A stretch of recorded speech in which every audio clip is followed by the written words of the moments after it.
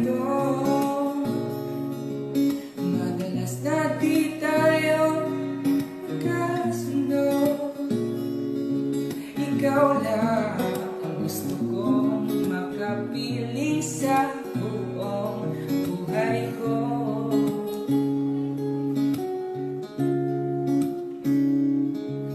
Kahit na binabato mo ko ng kung ano, ikaw pa rin ang gusto ko. Kahit na sinasambal mo ako at sinisipan na susukatan mo, ikaw pa rin, walang iba